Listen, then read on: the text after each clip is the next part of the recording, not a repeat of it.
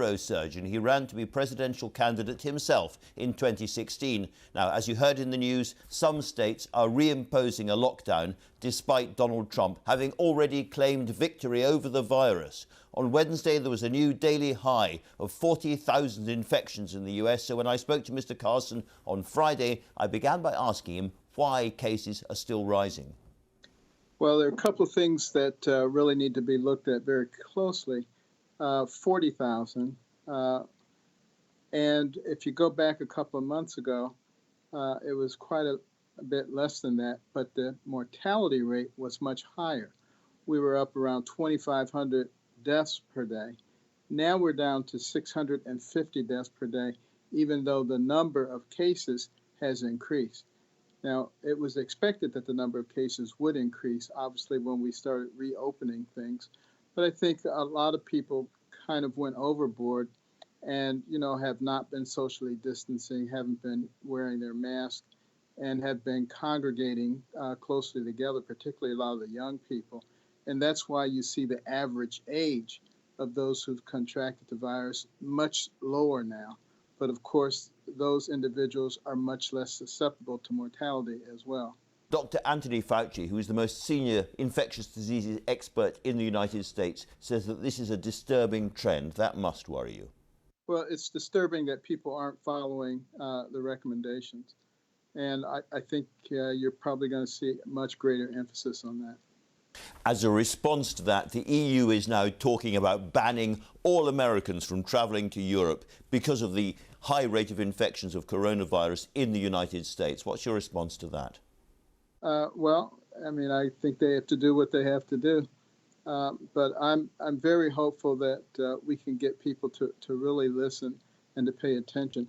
I get the impression that in some other parts of the world, people are being very serious about the social distancing, about the wearing of masks, and about the sanitation. And we just have to become that serious again. We did it once, and then I think people were cooped up for such a long time. They just said, oh, it's over. Life is good. But of course it's not. You really do have to exercise some discipline. Overall, the United States has the highest number of deaths from COVID-19 in the world. And yet President Trump says he's done a great job. Do you think he's done a great job? Well, there's always room for improvement, and that's what we're always going to be looking at. Analyzing the data, looking at best cases, and adjusting accordingly. Well, it seems the American people aren't very impressed because President Trump's ratings are now going down quite sharply. And then, of course, there was the very embarrassing Oklahoma rally. Do you think COVID-19 marks a turning point in this president's fortunes? Well, I suspect that probably anybody who was president right now wouldn't be looking too great, quite frankly, because of circumstances that they can't necessarily control. But the election is quite a distance away.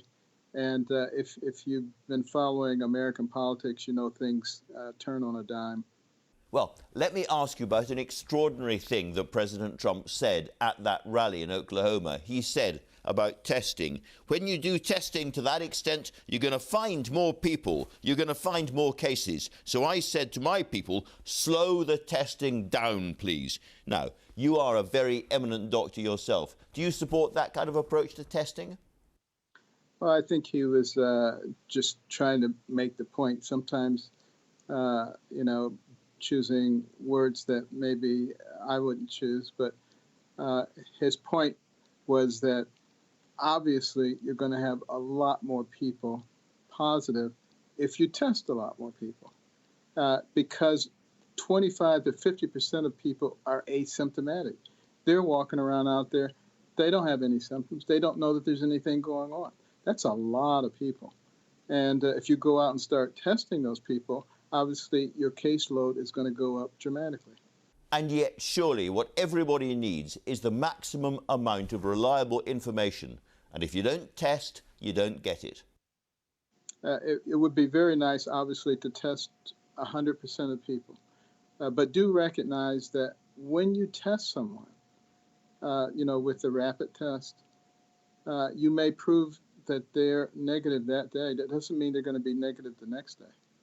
Well, let's turn, if we may, to the Black Lives Matter protests that have been rocking America in the last few weeks. When you were running as a presidential candidate yourself, you said of Black Lives Matter that you thought it was focused on the wrong targets and that it was ignoring black families torn apart by self-inflicted wounds. Is that still your view?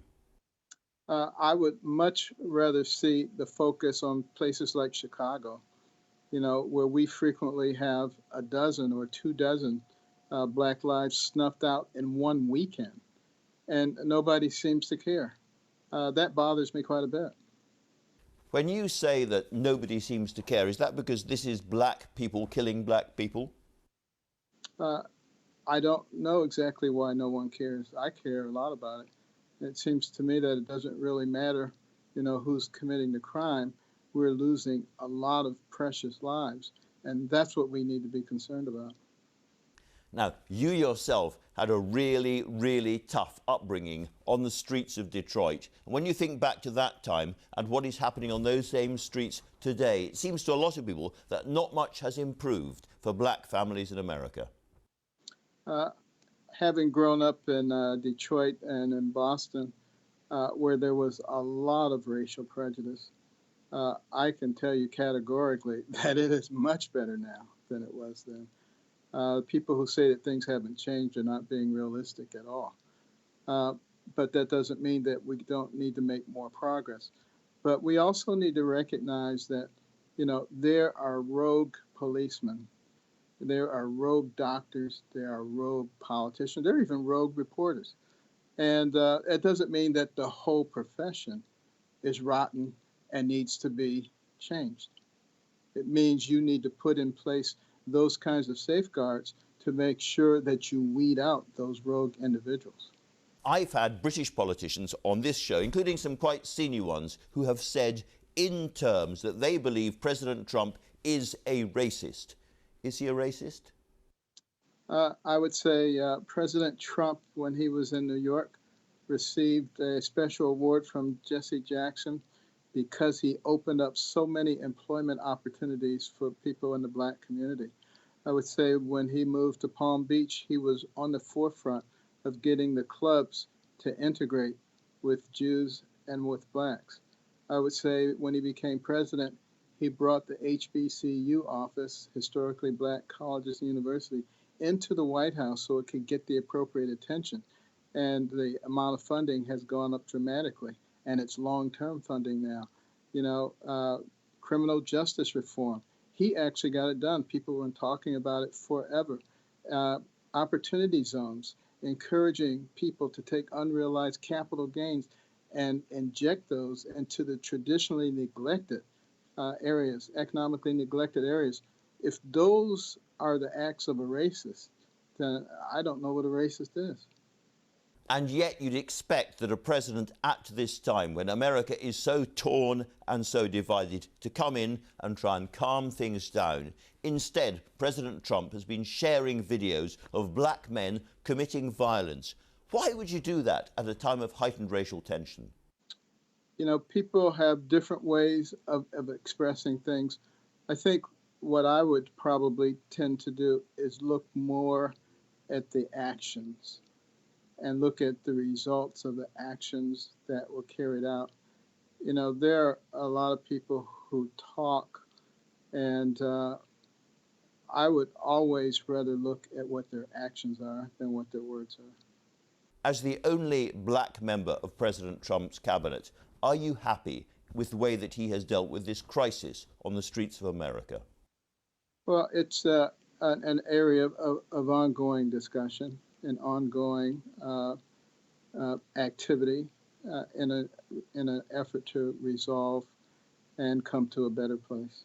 I noticed that you didn't say yes in response to my question. I wonder if you are entirely happy with the president's response. Well, I think we're all making progress. I don't know that I would be completely happy with the way anybody is handling any aspect of it, but, you know, working together, we'll get there. Can I ask you about a really big issue in Britain at the moment, which is the future of a UK-US trade deal? Does it have to be all-encompassing? In other words, does it have to cover every single sector all at once? I don't see any reason that it does. You know, there are areas in which you know, President Trump and Prime Minister Johnson have a lot of agreement. And then there's, you know, some areas where there needs to be further discussion. I don't see why you can't work on the areas where you have the agreement, get that done with an eye towards solving the other problems subsequently. In specific terms, American farmers are very keen that British consumers accept their products like hormone-treated beef and chlorine-washed chicken. If they refuse, does the entire trade deal collapse? Well, if I were in charge of the trade deal, it wouldn't. I can't, but I'm not in charge of it, so I don't know. I suspect not. I suspect there would be further negotiations and some give and take to make sure that things work out. Secretary Carson, thanks very much indeed for talking to us.